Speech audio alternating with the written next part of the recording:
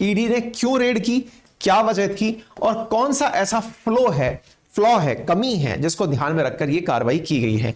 अब ये कार्रवाई कहा जाए या रेड का मतलब क्या होता है, पहले वो जान लीजिए। देखिए, रेड जो है वो इस टर्म्स में दी जाती है। पहले मैं आपको रेड का मीनिंग समझा दूं ताकि आप इस घटना को अच्छे से समझ पाए। जब भी पुलिस या कोई जांच एजेंसी जांच करने के लिए, कोई भी कार्रवाई करने के लिए किसी के पास पहुंचती है तो इसे रेड कहा जाता है। मतलब आप ऐसे समझिए कि एक साथ 8-10 पुलिस वाले आपके घर आ जाएं, दैट इज मतलब उनको ये इन्फॉर्म्ड है कि कुछ गलत यहां हो रहा है, अब वो जांच करने आए, इसको रेड करना कहते हैं। ठीक है, ऐसे ही ईडी के कर्मचारियों के द्वारा 3 ठिकानों पर, 2 तो ऑफिसेज पर बायजूस के, और एक जो रविंद्रन बायजूस जिनके नाम पर यह कंपनी है, उनके घर पर ईडी के कर्मचारियों द्वारा रेड की गई। रेड क्यों की गई?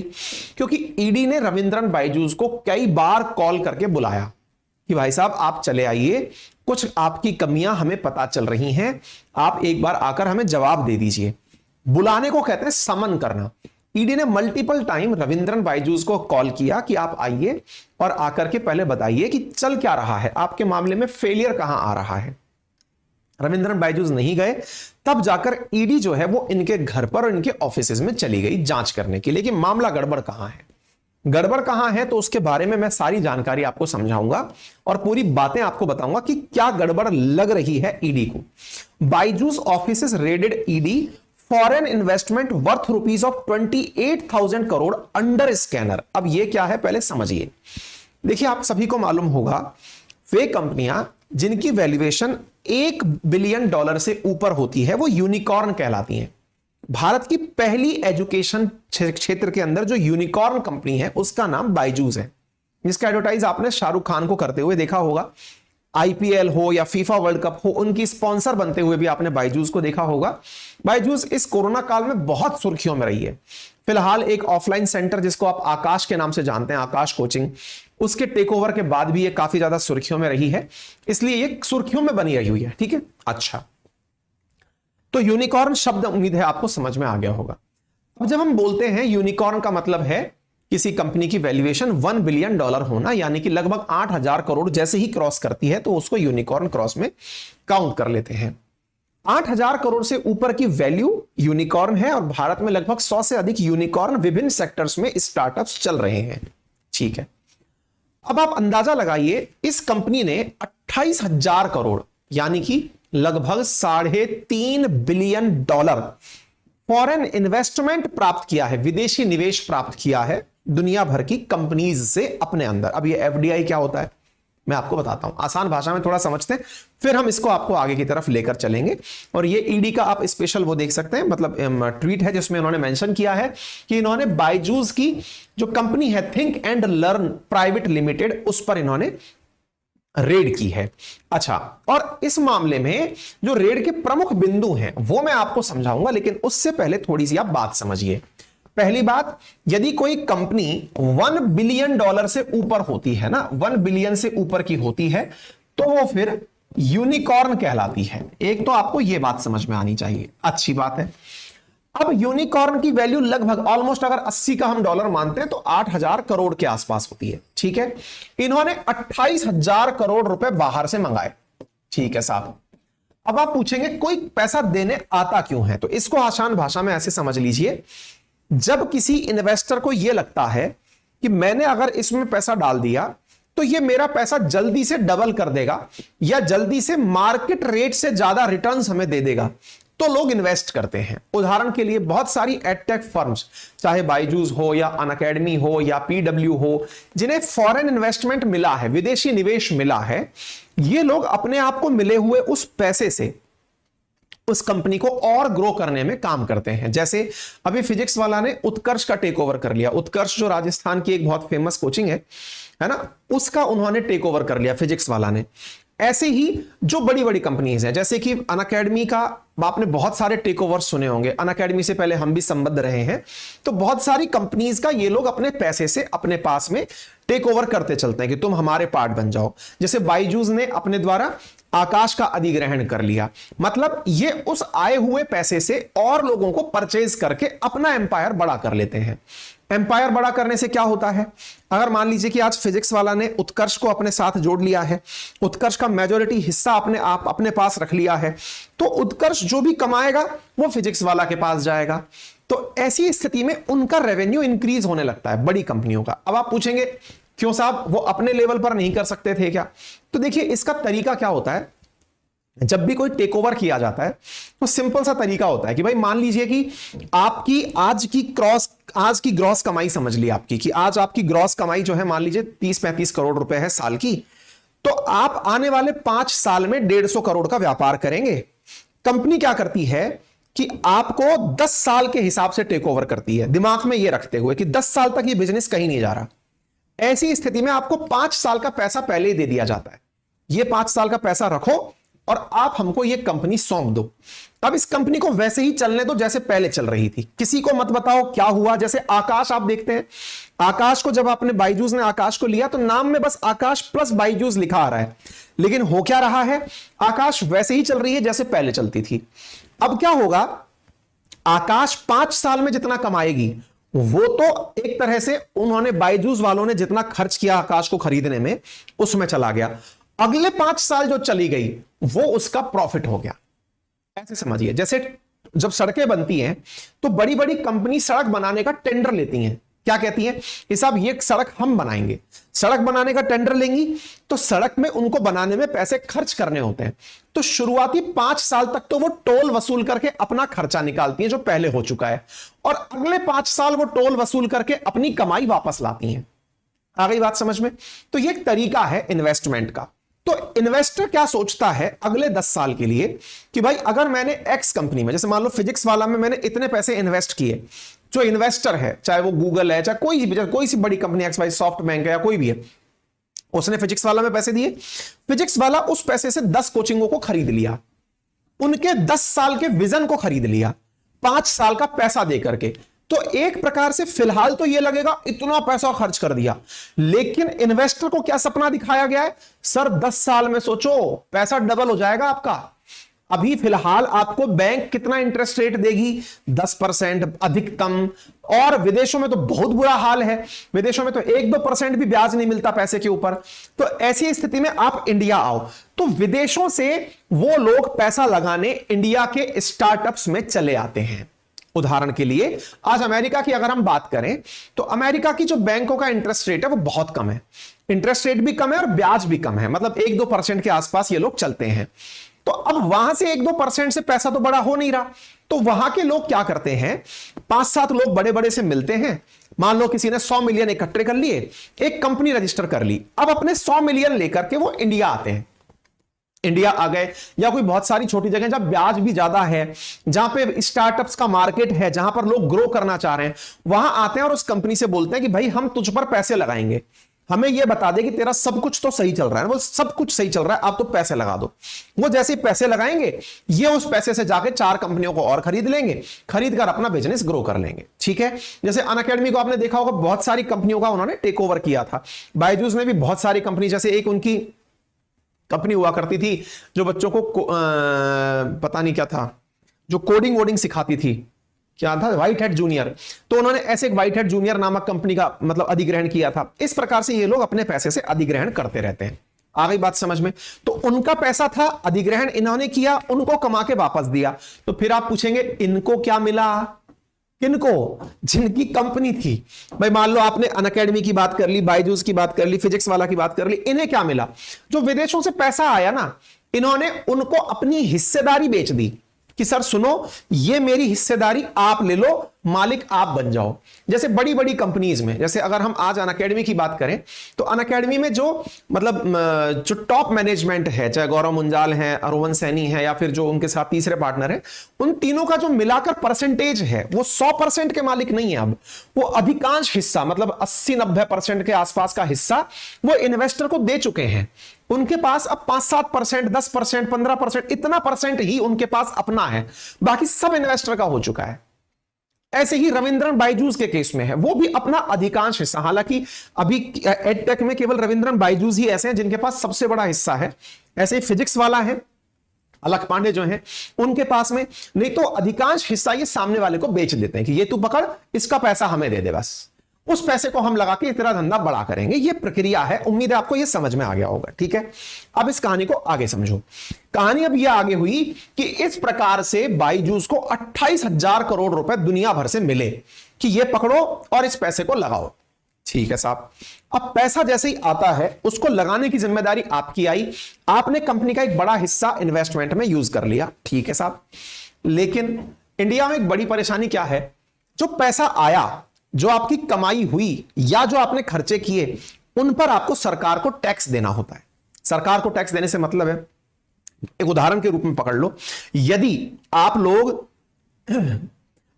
लोग मान लीजिए एक बार के लिए ऐसे समझते हैं, एक बार के लिए आप लोगों ने 1 करोड़ रुपया कमाया, या ये समझ लिया आपके अकाउंट में 1 करोड़ रुपया आया, सरकार सीधा लगभग 35 से 40% अपना हिस्सा निकाल लेती है। 18% के आसपास जीएसटी निकाल लेगी, बाकी आप जो टैक्स स्लैब में आते हैं 30-35% का आपका टैक्स कट लेगा। तो इस प्रकार से कुल मिलाकर सरकार कोशिश करती है 40 से 45% आपके हिस्से में से मेरा हिस्सा, यानी कि ग्रो कोई भी करे, सरकार का अपना हिस्सा तय है। इसलिए कंपनीज क्या करती हैं, कंपनीज कोशिश करती हैं अपने खर्चे बढ़ाने की, कि भाई सरकार को देने से अच्छा है उस पैसे को खर्चे में लगाओ ताकि कंपनी बड़ी हो सके। भाई खर्चा करोगे कंपनी बड़ी होगी, कंपनी बड़ी होगी आप पर टैक्स लायबिलिटी कम आएगी। आप खर्च करो ना उस पैसे को खर्च करोगे, कंपनी को बड़ा करते जाओ, खर्चे बढ़ाते जाओ। इसलिए बहुत सारी कंपनीज अपने आप को मुनाफे में ही नहीं दिखाती।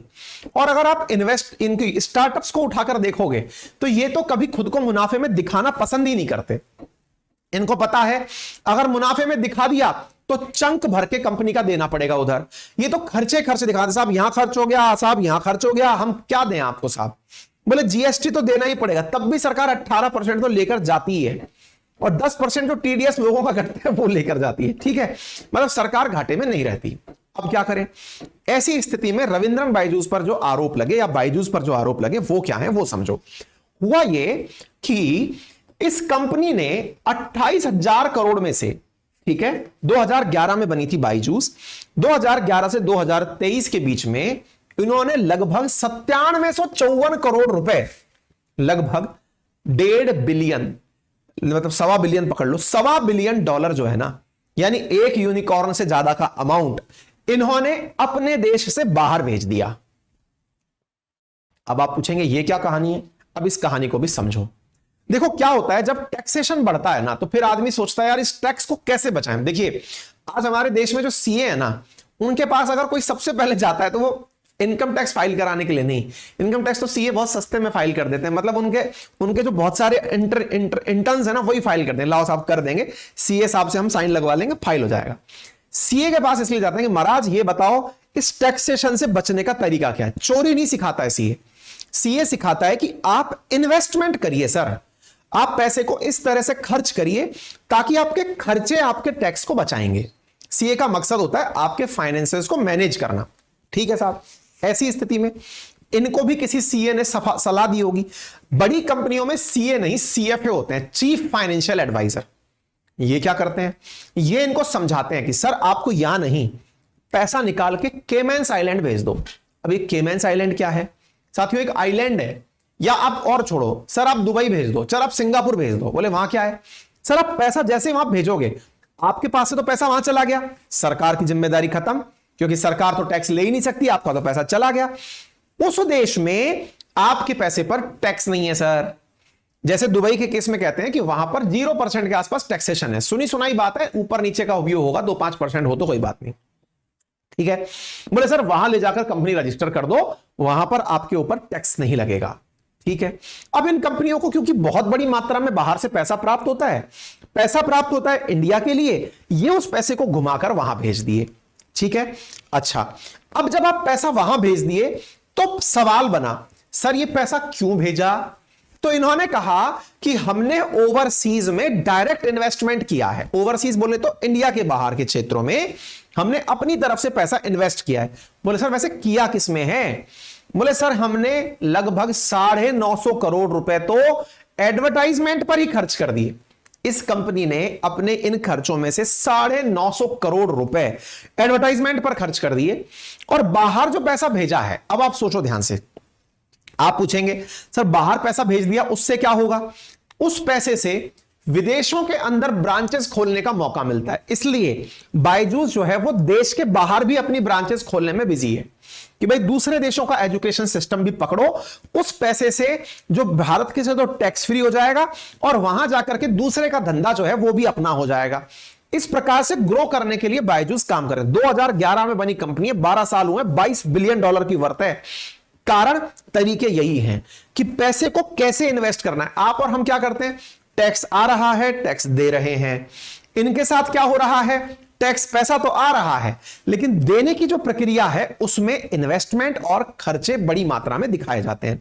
उम्मीद है आपको यह बात समझ में आ गई होगी। अब सर पैसा चला गया तो इनकी जेब में क्या आया, तो वहां से उस पैसे को फिर से किसी और तरीके से लाया जाए, तो इस प्रक्रिया को मनी लॉन्ड्रिंग कहते हैं। पैसा घूम घाम के आ रहा है और जैसे ही भारत से पैसा भारत के बाहर से पैसा इंडिया आता है तो फिर हमारे एनफोर्समेंट डायरेक्टरेट के कान खड़े हो जाते हैं, ईडी के कान खड़े हो जाते हैं कि विदेश से पैसा आया है, शिकार आया, ढूंढो इसे। अब क्या करना है, इसका ढूंढो, इसने पैसे में गड़बड़ तो नहीं की है।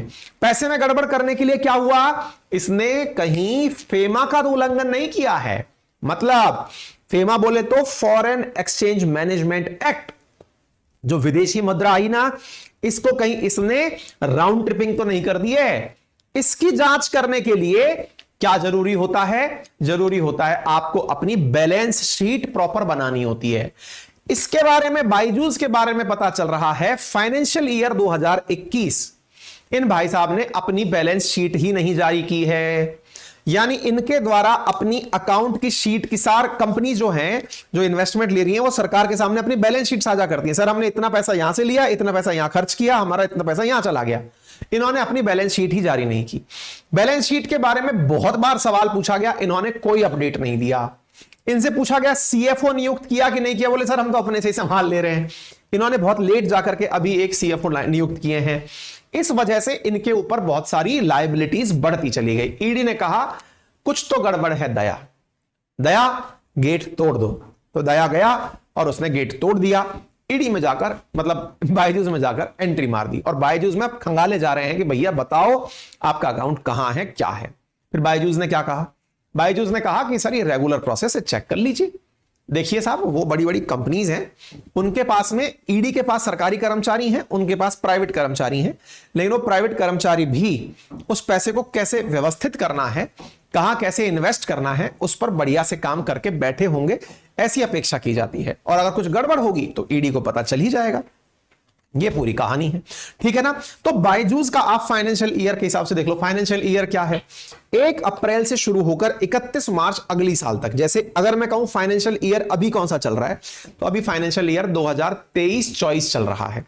एक टर्म में बोला जाए तो फाइनेंशियल ईयर 2023 चल रहा है। 23 में क्या होगा, आप फाइनेंशियल ईयर 1 अप्रैल 2023 से लेकर 31 मार्च 2024 तक जितने भी अकाउंट में ट्रांजैक्शन होंगे वो उसी फाइनेंशियल ईयर में काउंट किए जाएंगे। बायजूस पर प्रश्न तब खड़े हुए जब इसने फाइनेंशियल ईयर 2021 में 4500 करोड़ रुपए का लॉस बुक किया। मतलब साहब घाटा हो गया, घाटा 4500 करोड़ का घाटा। यानी 2021 में 1 अप्रैल 2021 से 31 मार्च 2022 तक सर 4500 करोड़ का घाटा। भाई साहब सरकार का दिमाग हिल गया कि हमारे यहां के स्टार्टअप बर्बाद हो रहे हैं क्या। चल क्या रहा है, जी हां चल ये रहा है कि लोग ऑनलाइन में जो काम इनके द्वारा किए जा रहे थे, एडटेक में हुआ क्या था, कोई नया प्रोडक्ट ट्राई नहीं किया गया। हम जैसे और कुछ मेरे आप जैसे भाई लोग, जैसे 2-4 टीचर, 15-20 टीचर, हजारों टीचर जो इधर उधर पढ़ा रहे थे, ऑलरेडी पढ़ा रहे थे, उनको इन्होंने इकट्ठा किया करके किसी सामने वाले को बेच दिया। बाद में क्या हुआ, उन टीचरों को समझ में यह आने लग गया कि भैया असली कृपा तो यहां से होके जा रही है। मतलब भाई कुछ तो समझदार थे पहले से ही जो नहीं गए, वो हमसे भी ज्यादा ज्ञानी थे। लेकिन जो हम जैसे अज्ञानी लोग थे, जिन्हें खरीद करके कंपनी के सामने बेचा गया कि सर हमने ये माल खरीद लिया है, अब ये इतने रुपए का बिकेगा, तो वो जो लोग थे ना, वो लोग बैक टू पवेलियन हो लिए। बहुत सारे ऐसे एडुकेटर्स जो इन बड़ी बड़ी संस्थाओं में, एडटेक इंडस्ट्रीज में काम करते थे, जब वो बाहर आए तो भैया बाहर आने के बाद में बच्चा भी तो बाहर भागेगा, बच्चा बाहर भागेगा तो वैल्यूएशन नीचे आएगा। एडटेक में तो धंधा एजुकेशन का ही चल रहा है ना। तो वो जो टीचर हैं, जैसे हम जैसे लोगों को क्या कहा जाता है, लौट के बुद्धू घर को आए। तो हम जैसे जो बुद्धू हैं, जो यूनिकॉर्न नहीं पॉपकॉर्न का ही सपना देखकर खुश हैं, तो वो जो लोग हैं ना, उनकी वजह से ये धड़ाम हो गया। तो ये जो धड़ाम मामला फंसा है ना, इसमें बच्चे को भी ये समझ में आ गया, करने वाला टीचर है, तो टीचर है तो टीचर के साथ चलो यार, ठीक है ना। तो वो कहानी यहां पर निकल कर आई और यहां पर चीजें निकल कर सामने आ गई। जब product as an institution develop होता है तो वो ग्रो भी करता है। बहुत सारे ऑफलाइन संस्थान ऐसे हैं, जैसे इंडिया के अंदर ऑलरेडी जैसे एलन बहुत अच्छा कर रहा है ना, बहुत सारी कोचिंग्स हैं, जैसे कि फिट जी बहुत अच्छा कर रहा है। ये सब लोग क्या कर रहे हैं, एक संस्थागत रूप से चल रहे हैं। संस्थागत का मतलब है कि भाई सिस्टम की तरह से ग्रो कर रहे हैं, एक एक्सपेक्टेड ग्रोथ ये अपने दर्ज करते जा रहे हैं बिना किसी विदेशी निवेश के लिए, कि कोशिश कर रहे हैं कि बढ़कर। वैसे हालांकि एलन के बारे में भी सुना है कि उन्होंने भी निवेश उठाया है, लेकिन सुना है, ठीक है। चलिए फिलहाल के लिए आपको ये बात समझ में आ गई होगी, आगे बढ़े। जानकारी के बारे में जो भी जानकारी अब मैंने ये बता दी, अब मैं न्यूज से केवल आपको ये बायजूस रविंद्रन कौन है, मतलब कितनी पैसे वाले आदमी, ये बायजूस रविंद्रन है, 2011 में इन्होंने, ये बाकी जानकारी तो मतलब आप लोगों को ऑलरेडी नेट पर पता है। ये कहानी क्या थी, ये कहानी आपको अब समझ में आ गई होगी, जहां तक मैं समझ पा रहा हूं, ठीक है ना। 2019 में इन्होंने आईपीएल का ऑफिशियल स्पॉन्सर बने थे, शाहरुख खान को भी इन्होंने अपना वो ले रखा है 5 करोड़ से ज्यादा। ये तो खैर क्या ही, मतलब ये तो जान लेना आप लोग, बाकी मैंने सारी बातें आपको आसानी से समझा दी हैं। फेमा के कारण ईडी जो है उसको लफड़े में लेने के लिए आई है, ठीक है ना, डन। तो फेमा एक्ट है जिसके कारण ये निकल कर आए हैं, क्लियर। उम्मीद है आप लोगों को ये जानकारी समझ में आ गई होगी। अगर आपको ये जानकारी समझ में आई हो तो आपसे गुजारिश है कि चैनल पर नए हैं तो सब्सक्राइब कर दें, वीडियो पसंद आ रहा है तो साथियों से साझा कर दें, चैनल पर नए हैं, वीडियो लाइक भी कर दिया, शेयर भी कर दिया, तो कमेंट में अपनी राय बता दें। ये रेगुलर ड्रिल है जिसे आप हमारे साथ कर सकते हैं, ठीक है।